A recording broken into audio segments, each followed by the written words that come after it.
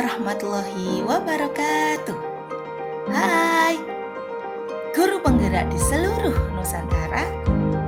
Berjumpa lagi dengan saya Harlin, calon guru penggerak angkatan 7 dari kelas 290A dari kota Surabaya.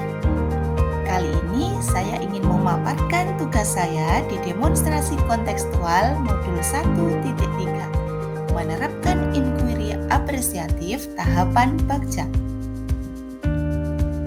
Sebelum saya memaparkan penerapan inquiry apresiatif saya, mari kita mengingat kembali apa itu yang dimaksud dengan inquiry apresiatif.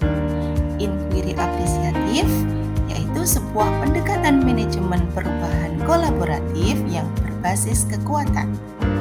Inquiry apresiatif dapat dimulai dengan mengidentifikasi hal baik yang ada di sekolah untuk mempertahankannya dan mewujudkan ke arah yang lebih baik lagi.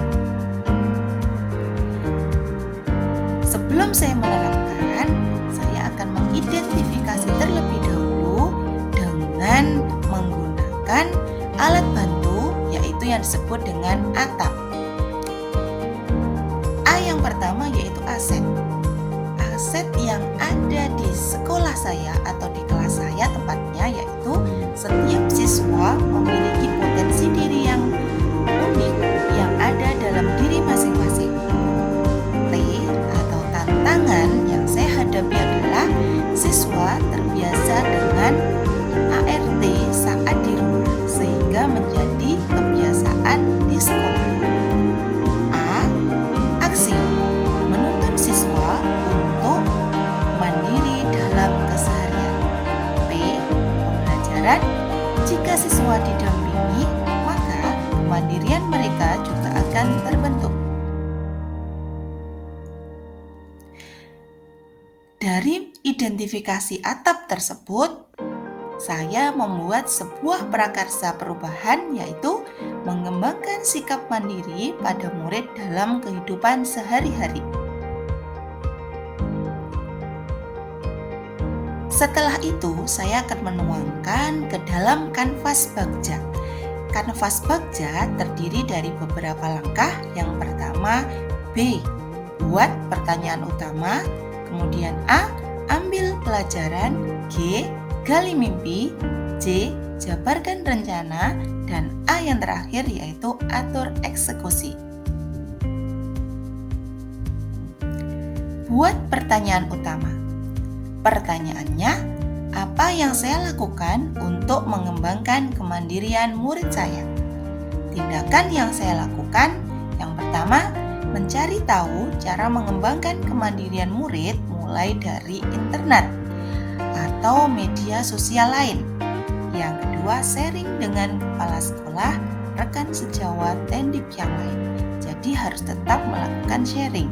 Kemudian yang ketiga, jangan sampai lupa, kita harus sharing dengan wali murid untuk menggali bagaimana siswa tersebut mandiri saat berada di rumah. Ambil pelajaran. Pertanyaannya, 1. Siapa saja guru yang sudah menerapkan nilai mandiri pada murid? Yang kedua, bagaimana cara mereka menerapkan mandiri pada murid?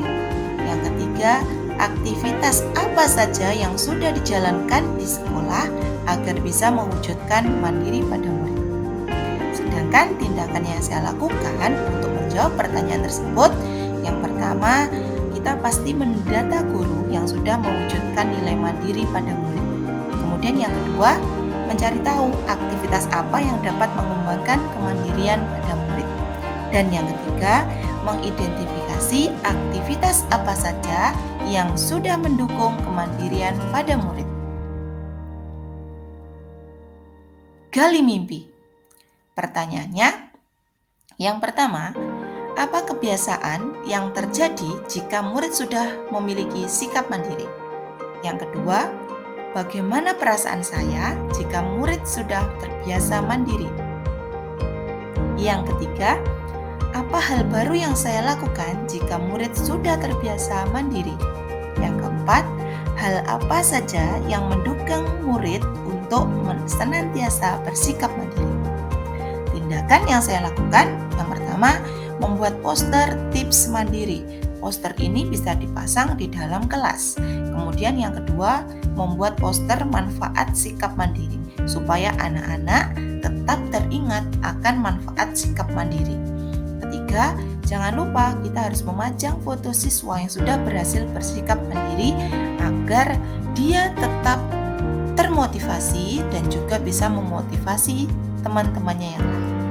Yang keempat, semua foto dipajang di mading yang ada di dalam kelas. Jabarkan rencana. Pertanyaannya, apa langkah sederhana yang bisa saya lakukan untuk mengembangkan sikap mandiri murid? Kedua, apa tindakan yang mendukung kegiatan mengembangkan sikap mandiri murid? Yang ketiga, bagaimana agar bisa mempertahankan sikap mandiri pada murid? Tindakan yang saya lakukan, yang pertama, tentunya setiap sekolah harus membuat tata tertib sekolah.